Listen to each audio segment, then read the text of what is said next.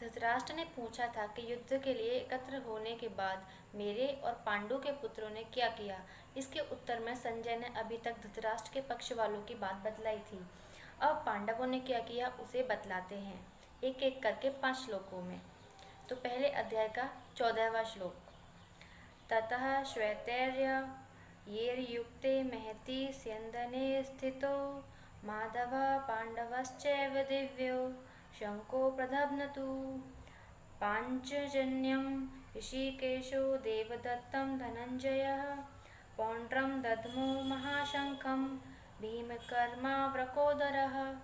ये थे पहले अध्याय के 14वें और 15वें श्लोक। इनका शाब्दिक अर्थ है कि इनके अनंतर सफ़ेद घोड़ों से युक्त उत्तम रथ में बैठे हुए श्री कृष्ण महाराज और अर्जुन ने भी अलौकिक शंख बजाए। श्री कृष्ण महाराज ने पांचजन्य नामक, अर्जुन ने देवदत्त नामक और भयानक कर्म वाले भीमसेन ने पौंड्र नामक शंख बजाया। अब इसी से जुड़े हुए कुछ प्रश्नों के उत्तर हम देते हैं। श्लोक का क्या भाव है? इसमें कहा गया है कि अर्जुन का रथ बहुत ही विशाल और उत्तम था। वह सोने से मढ़ा हुआ, बड़ा ही तेजोमय, अत्यंत प्रकाशयुक्त, खूब मजबूत, बहुत बड़ा और परम सुंदर था। उस पर अनेकों पताकाएं फहरा रही थीं। पताकाओं में घुंघरू लगे हुए थे। बड़े ही दृढ़ और विशाल पहिए थे। ऊंची ध्वजा बिजली सी चमक रही थी और उसमें चंद्रमा और तारों के चिन्ह थे। उस पर श्रीमान हनुमान जी विराजमान थे।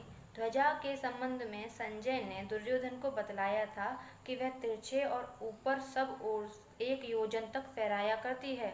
जैसे आकाश में इंद्रधनुष अनेकों प्रकाश युक्त विचित्र रंगों का दिखता है, वैसे ही उस ध्वजा में रंग दिख पड़ते हैं। इतनी विशाल और फैली हुई होने पर भी ना तो उसमें बोझ है और ना वह कहीं रुकती या अटकती है। वृक्षों के झुंडों में वह निर्बाध चली जाती है और उस वृक्ष उसे छू नहीं पाते। 4 बड़े सुंदर, सुसज्जित, सुशिक्षित, बलवान और तेजी से चलने वाले सफ़ेद दिव्य घोड़े उस रथ में जुड़ते हुए थे। ये चित्र रथ गंधर्व के दिए हुए 100 दिव्य घोड़ों में से थे। इनमें से कितने भी क्यों न मारे जाएं, ये संख्या में 100 के 100 बने रहते हैं। कम ना होते थे और ये पृथ्वी, स्वर्ग आदि सब स्थानों में जा सकते थे। यही बात रथ के लिए भी थी। खांडव वन दाह के समय अग्निदेव ने प्रसन्न होकर यह रथ अर्जुन को दिया था। ऐसे महान रथ पर विराजित भगवान श्री कृष्ण और वीरवर अर्जुन ने जब पितामह भीष्म सहित कौरव सेना के द्वारा बजाए हुए शंखों और अन्यान्य रणवाद्यों की ध्वनि सुनी, तब इन्होंने भी युद्धारंभ की घोषणा करने के लिए अपने अपने शंख बजाए। भगवान श्री कृष्ण और अर्जुन के ये शंख साधारण नहीं थे, अत्यंत विलक्षण और तेजोमय तथा अलौकिक थे। इसी से इनको दिव्य बतलाया गया है। यह प्रश्न होता है कि भगवान के ऋषिकेश नाम का क्या अर्थ है और उनको पांचजन्य शंख किससे मिला? तो ऋषिक इंद्रियों का नाम है।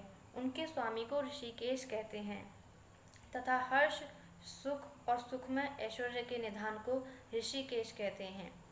भगवान इंद्रियों के अधीश्वर भी हैं और हर्ष, सुख और परमेश्वर्य के निधान भी, इसलिए उनका नाम ऋषिकेश है।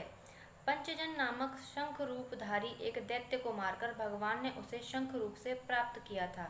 इससे उस शंख का नाम पांचजन्य हो गया। अर्जुन का नाम धनंजय क्यों पड़ा और देवदत्त शंख उन्हें कहाँ से प्राप्त हुआ? तो राजसूय यज्ञ के समय अर्जुन ने बहुत से राजाओं को जीतकर अपार धन लिया था। इस कारण उनका नाम धनंजय हो गया। और देवदत्त नामक शंख इनको निवात, कवच आदि दैत्यों के साथ युद्ध करने के समय इंद्र ने दिया था। इसका वर्णन महाभारत में है।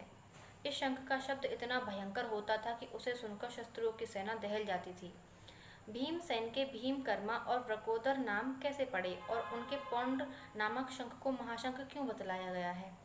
तो भीमसेन बहुत बड़े भारी बलवान थे। उनके कर्म ऐसे भयानक होते थे कि देखने सुनने वाले लोगों के मनों में अत्यंत भय उत्पन्न हो जाता था। इसलिए ये भीमकर्मा कहलाने लगे।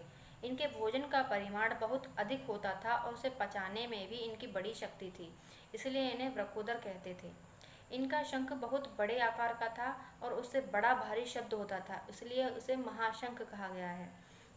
इससे जुड़े कुछ और उपन्यासों, कुछ और शास्त्रों से कुछ संक्षेप में टीकाएँ की गई हैं, उनको बताती हूँ। ऋषि काणेन्द्रियाणास्य हुस्तेषामीशो यतो भवान् ऋषिकेशस्ततो विष्णु ख्यातो देवेषु केशव। विष्णु ऋषिक इंद्रियों को कहते हैं, आप उनके ईश अर्थात स्वामी हैं, अतः हे केशव आप देवताओं में ऋषिकेश हैं।